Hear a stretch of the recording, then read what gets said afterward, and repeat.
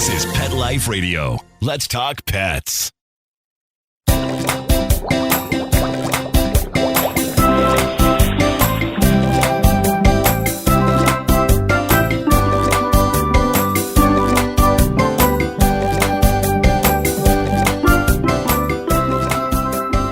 Welcome to Aquariumania on Pet Life Radio. I'm your host, Dr. Roy Anong, speaking to you from the University of Florida's Tropical Aquaculture Laboratory in Ruskin, Florida. Thanks for joining us. My guest today, Ken Jones, is a well-known and highly respected water feature and water garden designer who has been in the aquatic landscape business for over 30 years. Ken has been involved in many aspects of the aquarium hobby throughout his career, and his projects have won Designer Showcase Awards from national trade magazines, including Watergarden News. Ken also writes for many of the hobby and trade publications and produces and hosts his own television show. Most recently, Ken began hosting the Prince of Ponds podcast on Pet Life Radio and founded the Ornamental Water Feature Academy. Join us as we discuss the ins and outs of water gardens with Ken Jones. We'll be right back after these messages.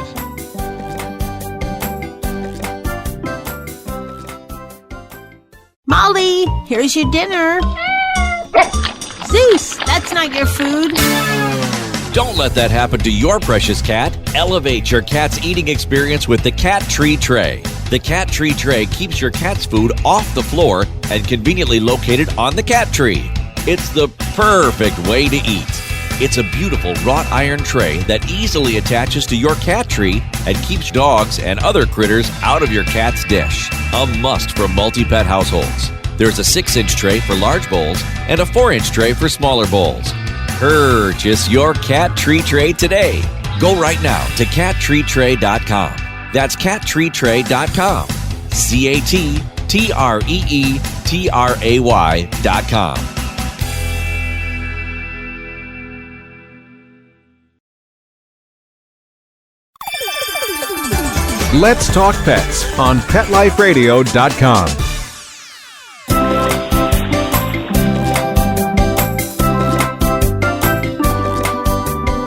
Welcome back to Aquariumania on Pet Life Radio. My guest today is Ken Jones, host of the Prince of Ponds podcast, starting up on PetLifeRadio.com, and head of the Ornamental Water Feature Academy online.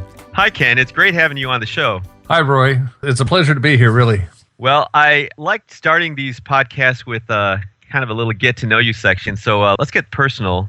Before we start talking about a little more water garden information, you've had a really interesting kind of early life and biography in your career. You talked about starting the ecology club, I guess, working with vets and pet sitting. How did all of those interesting events lead you to get interested in fish, aquariums, and water gardens?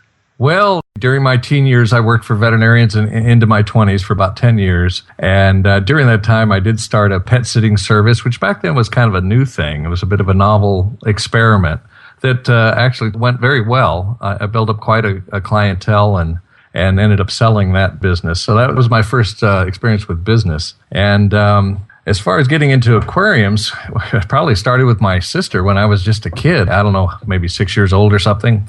My older sister had an aquarium in her bedroom, and it always seemed like something really kind of magical to me, really special.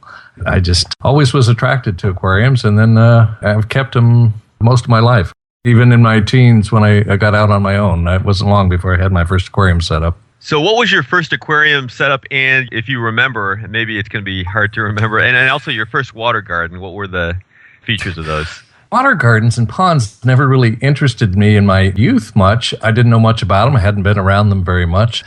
I can't remember what my first aquarium was. What I remember, first of all, really, I somehow came across someone who had 3 20-gallon tanks all up. They were all on one stand, and somehow I got those.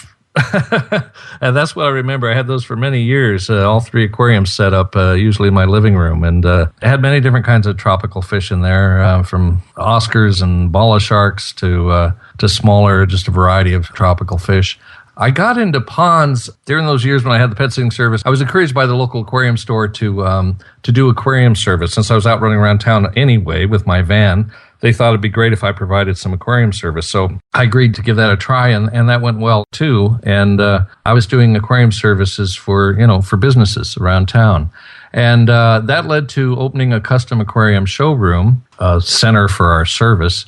The showroom was beautiful. I mean, thanks to the beautiful tanks, we had a lot of very interesting and unusual aquariums. And I had a contractor came in one day and said, "This is amazing. This is really beautiful stuff. If you can do stuff like this," he was a landscape contractor. He said, "If you could do something like this outdoors, I've got a list of customers for you." And always looking for a new business, I thought, here's an opportunity. Maybe I ought to find out something about filtration. He indicated that was his biggest concern and problem for his customers was filtering these ponds that he had been building all his life. And he felt there was a real market for a good filter system for fish ponds. So I decided to research that and find out how it was being done and how maybe I could do it better. And that's how I got into doing outdoor water gardens. I started working with him. He taught me stuff about concrete and decorative rock work and plumbing. And I went to a plumbing course to learn about using PVC in plumbing systems and swimming pool systems. I studied swimming pool systems because I knew we needed larger filtration than what was generally available in the market at that time. And I thought we could probably modify some filter systems from the swimming pool industry and have them work for fish ponds. And that went really well. That kind of launched me into the pond business. So with some of that kind of the early year experience before you got to where you are now, were there any particularly hard lessons you learned about the business? Nothing stands out as particularly hard. It was all very foreign to me. I mean, until Bob came along, the landscape contractor, I had no experience with landscaping or concrete work. That seemed really foreign to me. It really helps to have a mentor in anything you're doing. And Bob was my mentor, and that went really well. Bob Hinckley is responsible for me getting into water gardens. And I just combined what I already had learned about design and aesthetic concerns, with the construction expertise it takes to build water gardens, and focusing on the filtration, because that seemed to be the number one concern for pond owners, was keeping their water clear. And I didn't see anything on the market. Everything that was sold through aquariums. See, back then, there weren't even water garden stores to speak of. All your pond supplies and know-how came through pet stores and aquarium stores. And it was kind of it was a real specialty in a bit of a fringe area that hadn't built up much of an industry yet. And the fundamental thing was this. I felt if people are going to spend money on a filter system, they had a right to be guaranteed certain kinds of results. And if somebody wants a filter system to keep their water clear, then you should be able to provide a system that keeps their water clear. And right. I really believed in that. And so I couldn't find any product out there that would give me that guarantee. So I came up with my own. I called it a progressive pond filter system. I used different swimming pool components put together in a series that would take water progressively and filter out the big stuff. And I took that stuff and took it out with a coarse filtration, then put it through a more fine filtration, and ultimately filtered down to 5 microns using diatomaceous earth, because that let me take out single-celled algae. Okay, great. And I definitely want to talk a little bit more about filtration shortly. So we may as well get started and start talking about the ponds and water gardens a little bit more in detail. For folks who've never had a water garden, how would you say these differ inherently from aquariums, and what are some kind of major considerations for them that they need to think about? Well, size is certainly a big difference, and it's an advantage, generally speaking. Like anyone who's kept aquariums knows that larger aquariums tend to be a little more easy to maintain. They're more stable. You tend to have fewer problems with them. It's true of your ponds as well. Larger ponds are more stable. The temperatures fluctuate less. They tend to stay cooler. And these are all advantages in keeping a pond healthy and water clear. These things help. So size is a big thing. The bigger the pond, the better, as far as I'm concerned. In fact, I've met a lot of pond owners, and I've never met anyone who wanted their pond to be smaller. Everybody I meet, if they were to have another pond, they'd tell you they'd like to make it bigger. So I encourage people to make a pond as big as they can fit in their budget and in their space. Well, kind of following up on that, what is the smallest pond you've ever built, and also the largest? Well, the smallest one I'd say would be about the size of a bathtub. And then, of course, I built some waterfalls that were pondless, where there's no pond at all, or at least it's hidden from view basically in front of and underneath the waterfall. So there's no pond at all. I guess that's pretty small. Those are built for the sound effects and ease of maintenance. If you have no pond, or if it's hidden in a reservoir underneath, it's very easy to maintain. and yet you can still get the benefit of a waterfall for atmosphere. But for larger ponds, really lakes and lagoons, I did a lot of work on commercial for apartment complexes and that kind of thing that had lagoon systems that went throughout the complex. So several acre feet of water involved in some of those. And I built some of those from scratch. I built a dog swimming pond that was about an acre in size, and it was built specifically to make it easy for these arthritic dogs to get in and out of the water. The owners wanted them to exercise in water, knowing that it would be good for them with their arthritis problem. And I've built swimming ponds for people that were, you'd have to call them small lakes. So, real small to real big. Okay. Yeah. Now for the, fish ponds, what are your thoughts on, above or below ground? Is there any difference? Is there any benefit or, good or bad? Well, first of all, some people that want a fish pond are very much into their fish. We're usually talking koi here. Koi are wonderful fish. They're big, they're beautiful, they're colorful, and they're personable. I love koi. That was one of my biggest surprises, I think, in getting into water gardens, was experiencing how much fun koi are to keep and have in your life. I know what it's like to get very attached to a koi, and I think they're wonderful. An ideal koi pond puts practicality above aesthetics. Most of the work I did was very aesthetic driven. It was I tended to work with some high-end landscape architects with some high-end clientele that were looking for really beautiful and, a big wow factor in their landscape. But I recognize that koi breeders generally, have different priorities, and the safety of their koi is utmost. So an ideal koi pond is, probably going to have a wall around it that's 2 to 3 feet tall, just to make sure those koi can't jump out and dry out on the pavement. Whereas a water garden isn't going to have that. It's going to have decorative rockwork around much of the perimeter perhaps, but it's not going to have a wall. A koi pond that's built for koi will probably have an awning or some kind of shade cloth draped across the top to keep the sunlight reduced, so they have less algae problems and cooler water and so forth, which is good for koi. Koi can get sunburned. A water garden never has that. So with a water garden, we're making compromises. A water garden is a mix of things. You want a good fish pond, but it's not going to be an excellent koi pond.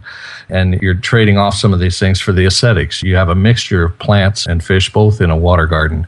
Whereas a koi pond, you generally don't put plants in there because koi, they can eat the plants, they can uproot the plants. Plants can be a nuisance. There's ways to guard against that, but if you're interested in breeding koi and showing koi, you're probably not going to have water plants in your pond. So there's these kinds of differences. Now, on your show, you discuss use of pond liners versus concrete, and I know you sort of prefer one maybe a little more than the other. Can you kind of review the pluses and minuses for someone that's trying to look at something to base their pond on? Yeah, that's a big subject, and you're coming up with some great questions here, Roy. The liners have come very much into favor in recent years, and there's some very practical reasons for that. I feel that some of the claims for liner ponds are overstated. Some contractors will tell you they're the best way to build a pond, and that's not my experience. Liners have their place. There are certain types of ponds where a liner is the best choice when you consider your budget and construction methods, timetables. There's a lot of things that go into deciding which way to go. But generally speaking, I prefer a steel reinforced concrete pond. If you're talking about a water garden, something that's going to be beautiful, aesthetically pleasing, as well as practical to maintain, I prefer concrete as the way to go because it's durable. It's easier to do decorative rock work on and around it. Maintenance, if it's designed well, in my opinion, that means vertical walls, and a clean bottom to it. It's going to be easy to maintain.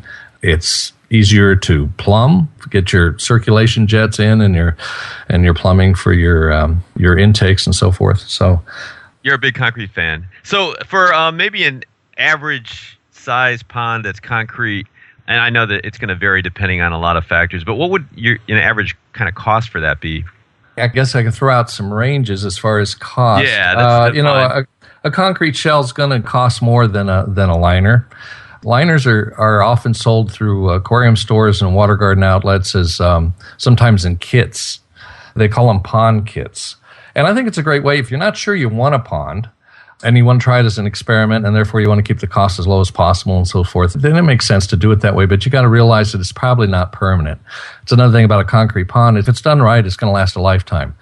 I generally like to say that a water garden, a well-built water garden, should be built with technology similar to a swimming pool. And your water maintenance is going to be similar to an aquarium. I often describe the budget when someone's thinking about a water garden as 1/3 for the filtration system, filtration and circulation. And I call it the life support system because it's more than just filtration. That's an important part, and that can really reduce your maintenance and increase your enjoyment of a pond if you have a good life support system. About 1/3 is going to be construction, the shell itself, the plumbing, the rockwork, that kind of thing. And about 1/3 is maybe aesthetic considerations, because there's a lot of aesthetic options that you have with a water garden, such as underwater lighting. You don't have to have that, but it sure is beautiful. You can have underwater lighting on your waterfalls or streams or other decorative water features that you add to your water garden. I'm a big believer in coloring your coping. The mortar that's used to hold rockwork together, the mortar that's put around to create a shoreline on your water garden, that can be colored and textured. A lot of contractors don't do that. To me, it doesn't make sense. You're trying to simulate nature, so you want your shoreline to look natural, and to do that with concrete, it doesn't make sense to leave it looking like gray concrete. So coloring and texturing mortar is another optional thing that greatly increases the beauty of the water garden. So basically 1/3, 1/3, 1/3. An average backyard water garden, of course, it ranges a lot. Yeah, but I'd say 8 to 12 feet, maybe 8 feet wide, 12 feet long would be an average water garden for an average residential backyard. And you can spend doing that with, anything for your basic water garden. These days, maybe $10,000. But you could spend $20,000 if you did, with the waterfalls and the colored and textured mortar and that kind of thing, what I call decorative coping. There's a lot of options that are nice to have on a pond, such as surface skimmers, automatic fillers, power drain. These all, of course, add to the cost, but they're wonderful to have. Right. That's definitely reasonable when you see some of the ponds and how beautiful they are. So it was kind of interest maybe to get for folks that are considering, having a really nice pond. Well, I actually have obviously quite a few more questions, but let's take a break and then we'll continue our discussions with Ken Jones, the Prince of Ponds, right after these messages from our sponsors.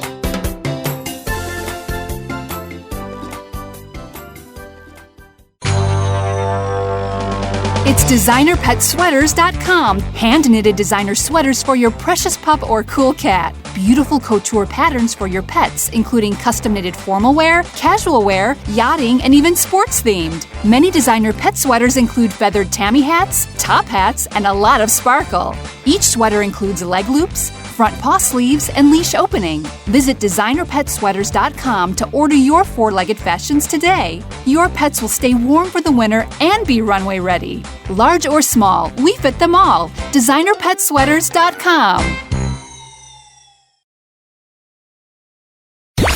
Let's talk pets Let's talk pets on Pet Life Radio. Pet Life Radio. PetLifeRadio.com.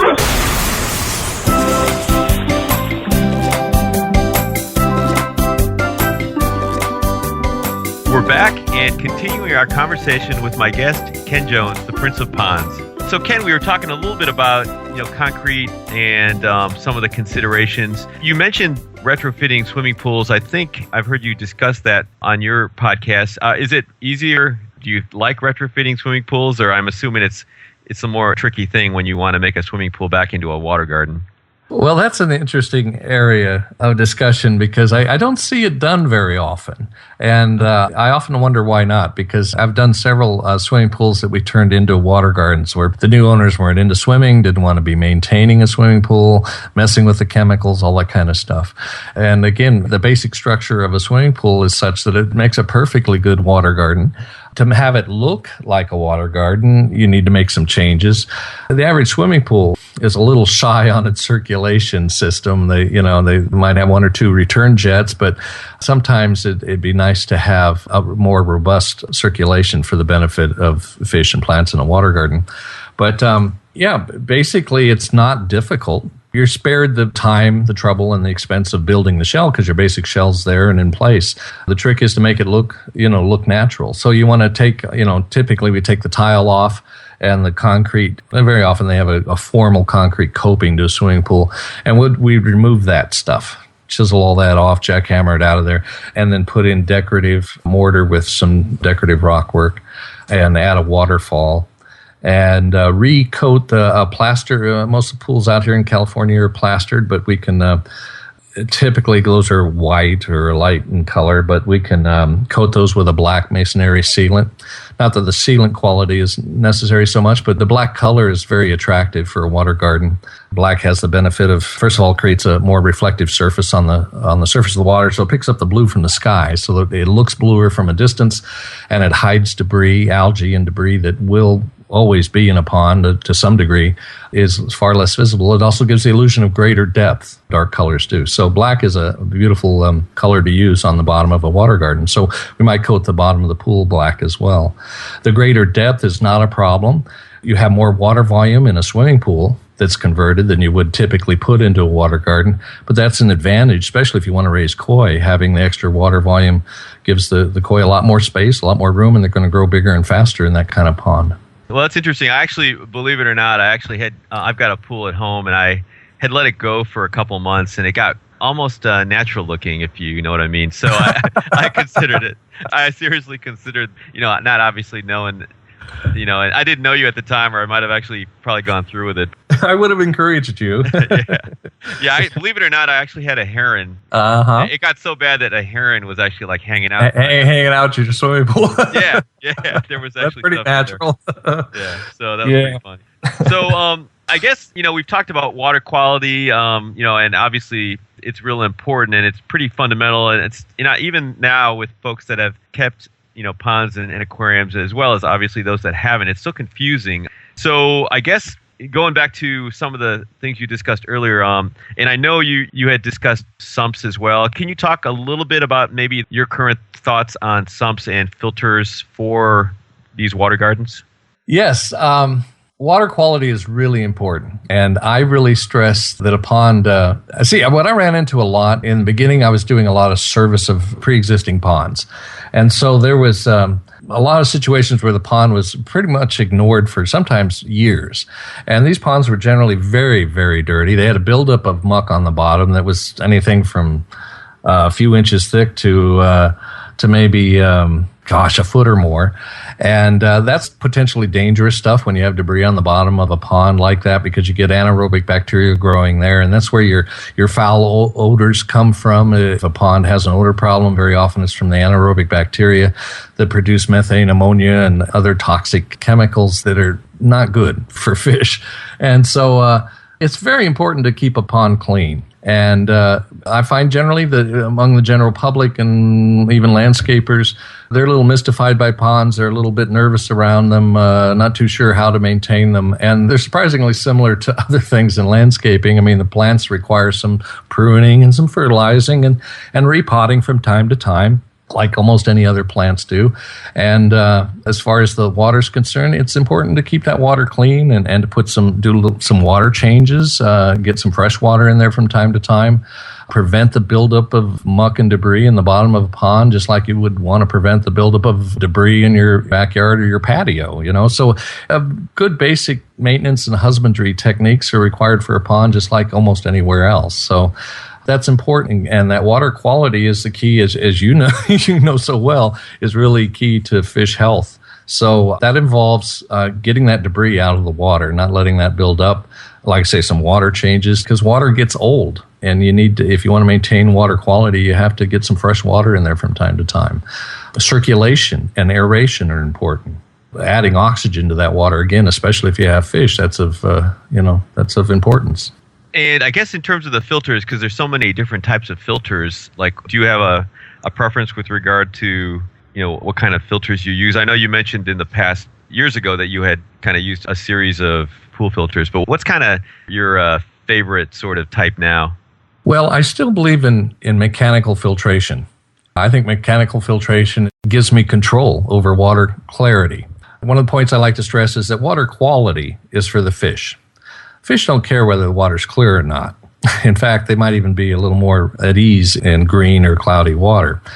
But clarity is for people. We like clear water. Clear water looks more refreshing to most people. Now, there's a small percentage of the public that has no problem with what they call natural-looking murky water. Is fine with them. So they would have liked my pool back in the day then. Yeah. Well, yeah, depending on how murky your water was, how much planktonic algae you had in there, water can turn very green and can get really thick, like they call it pea soup. And it's no fun to have. Not for most people. They don't want that. So water clarity is important. And we use filtration to get water clarity. The nice thing about mechanical filtration, it's going to give you both. And so if you have filters that are big enough to remove that debris and to be able to filter out the big stuff that, bits of leaves and bug parts and that kind of thing that you always find in a pond, on down to microscopic, down to 5-micron filtration where you can actually filter out algae cells, you end up with crystal clear water. And I like having that kind of control. So I'm a big fan of robust mechanical filtration. And in the process, these mechanical filters also become biological filters if you run them 24 hours a day. And biological filtration is beneficial, in any body of water, in ponds just like aquariums. So typically my systems will have 2-speed pumps, and I run it on low speed most of the time and kick it up on high speed maybe a few hours a day if necessary to maintain that clarity. But then drop it back down on low speed, and you're maintaining circulation 24 hours a day through your filter media. You have plenty of biological filtration going on there too. I wouldn't recommend any particular brand over another, but I go into that in a little more detail. At the Academy, I have articles on every one of these subjects, and what I don't have articles on yet, I will have. I'm working on that. That's a project in process right now, but filtration is a big subject, and there are a lot of options. The other thing I'd mention is UV light. UV light units, they're sometimes called filtration or filters. They're not filters, but they do treat the water, and UV radiation of the water is helpful, is beneficial. It can help you control pathogenic organisms in the water, bugs that'll create disease and make your fish sick. You can zap them by circulating your water through those UV lights, and it works the same way on the algae cells. You can dramatically reduce planktonic, that's the free-floating single-celled algae, by running it through an ultraviolet light. And I know UV lights have become a lot more common in ponds in recent years because they do good. They do good, and I like to see one on every pond. Well, let's talk a little bit about the fish now. You discussed them a little bit earlier, and definitely most people in the U.S. are looking or thinking about koi and goldfish when they consider fish in their ponds or water gardens. Are there any other species, or pretty much are those really the main ones? And as a follow-up, I guess, how do you decide when you're working with someone how many fish and what size they should get? Well, that's another big, wonderful subject. Certainly, koi and goldfish are by far and away the most common fish put in ponds. Now, I have built ponds for people who wanted a game fish pond. I built one once for a home that wanted a game fish pond so their scout troop could go game fishing in their own backyard. And we did that. We built that for them, a very natural and beautiful looking pond. That one we did 8 feet deep, so they could put game fish in it. But generally speaking, far and away, people want goldfish and koi. And usually the pond comets are the goldfish of choice. Now, some people like to put fancy goldfish in their ponds, and you can do that. The fancy varieties of goldfish are a little more temperamental. You probably have to pay more attention to them and their feeding and water quality and so forth. Koi and goldfish are generally very robust fish. They're very hardy, and they put up with a lot of bad water quality. Not always, of course, usually to their detriment to some degree, but they're hardy fish. There's no reason to be afraid of koi or goldfish. And koi is, everyone knows, I believe, that, get big. They get up to 2-3 feet long. I'd say 18 inches to 24 inches is the most common size. The size is influenced by the size of the pond they're kept in. But they get good sized. And if you have koi in your life, you're going to end up naming them and knowing their personalities. And they're a lot of fun. It's amazing. And of course, the color varieties that come in and the patterns and the scale types that they come in are just amazing and wonderful, beautiful fish. So my favorite is the classic Watergarden. I've done a lot of different specialty ponds, but a classic water garden with waterfalls and koi and water lilies and water plants all together creates what is for me a real piece of paradise. So how do you, I guess, when you're working with them, getting back to the how many, which is a huge how question. many? Obviously, yeah. How many and how how big? Yeah. Let me say a little more about that too, because koi are often thought of as being extremely expensive fish, and some of them are very valuable. And if you're into showing koi, that's a whole nother world. But for the pond owner, for the homeowner that just wants a beautiful water feature, there's a decorative quality of koi. I call them decorative quality. They're low-cost koi. You can buy them for $2 or $3 as youngsters, a couple inches to 2-3 inches in size, and they grow quickly. They grow on an average 6 inches a year, so they don't have to be expensive. As far as how many, that's of course totally dependent on just how big your water garden is and what your water volume is, and it will vary depending on the weather. You have to consider the extremes. Cold somewhat, but a lot more in the summer. Some of these ponds, like out here in California, we have some hot areas out here in California, and those ponds get very warm in the summer, and when they get warm, they don't hold as much oxygen. So you have to be concerned about, are the fish going to be stressed at these extreme weather conditions where they're not going to get enough oxygen? Do you have circulation jets on your pond? Do you have waterfalls or streams flowing into your pond? These are all things that affect how robust your filter system is, going to affect the capacity of your pond. So it can vary. For that 8 to 12 foot pond average water garden for the average residential house that I mentioned earlier, you could easily have 20, 30 koi. You might start out with 40 or more, but as they get older, you're going to want to thin some out. Now, sometimes fate will do that for you, unfortunately, but if not, and you have good luck, as you raise them up, you're going to want to keep your favorite ones, and you might find new homes for the others, just so that you don't, get too many. Again, what are your goals? Are you raising fish that you want to breed and show, or are you just have a decorative water garden and you just want some beautiful koi out there? So it can vary a lot. I would say take the advice of whoever's helping you with building your pond or maintaining your pond, or certainly those supplying you with the fish and plants will help guide you on that. But like I say, you got to consider these different variables, but you want a few, and probably more than a few, and you probably want more than you should have. So kind of following up on that with feeding, of course, is a huge variable with a lot of people. Do you have any specific recommendations on feeding fish in the ponds? Again, if you have high quality koi that you may have paid hundreds of dollars for, even as youngsters, or as adults, maybe thousands of dollars for, you're going to want to give them the best quality koi food that you can. And commercial koi foods, Hikari is known for producing high quality foods. You're going to want to spoil them with their food because that's very important to the health of the fish. But, for a lot of decorative ponds and commercial ponds that I've worked on and so forth, keep in mind, koi will always supplement their diet with what they find in the environment. They nibble here and there. They're grazing the bottom of the pond. They pick up insects and bits of algae and leaves and such that they nibble on. They'll nibble on some of them will nibble on your water plants. So they kind of supplement their own diet with a variety that's probably very good for them, certainly very natural. But they should be fed, again, depending on the time of year. In the winter, you're not going to be feeding at all. In the summer, you could feed 2 or 3 times a day. No more than they're going to eat, just like a tropical fish aquarium, no more than they're going to eat in just a few minutes. You don't want any leftover food to decay in the pond. They're fun to feed. Feeding's not a chore. Feeding keeps you engaged in your pond and with your fish. They're a lot of fun to feed. So that's a very fun chore to have. I think that's probably why a lot of times people overfeed. Exactly. Yes. Exactly right. Yes. With your pond comments, a lot of ponds go without anybody feeding the fish at all. They just find enough in the pond to get by on their own, and they do fine. But supplemental feeding with pellets is fine to do, especially in the summer when the water's warmer and they're growing faster and all of that. Okay. Well, we're getting close to running out of time. I wanted to maybe one quick question about plants. Now, water lilies, as you mentioned, are really, really popular. What are maybe basic requirements for keeping water lilies in a water garden? Well, to begin with, there's 2 general varieties of water lilies, your hardies and your tropicals. Tropicals will not survive the winter months in cold climates. In a lot of places, you'd have to bring the tropical water lilies in their tubs indoors for the winter. That's more than most people want to do.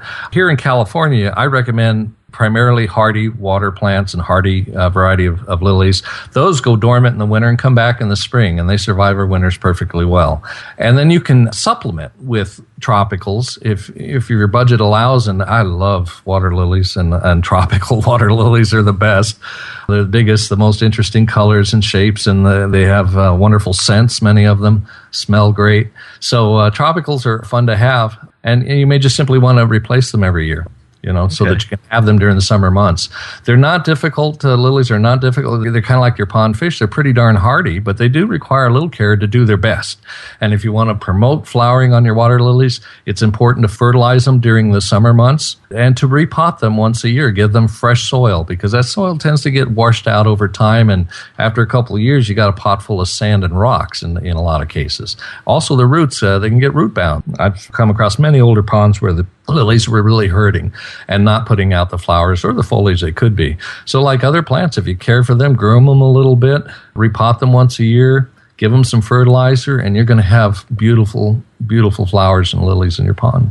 Well, unfortunately, we are out of time, and I definitely learned a lot today. I'm looking forward to having you back, of course.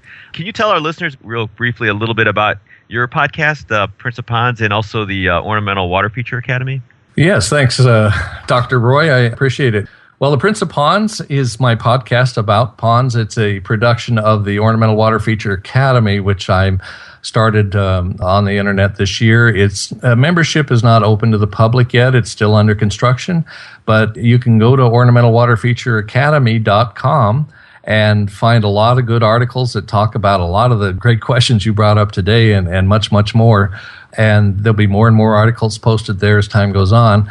It's my intention the Academy become the kind of a central meeting place for everybody in the ornamental water feature industry to share information, to provide articles and interviews and resources. If you need to find someone to do, you have a certain idea for a fountain or a water garden in your part of the country, I expect to have resources there where you'll find out just who the experts in that field in that area are that can help you with those kinds of things. So it's meant to provide all kinds of assistance.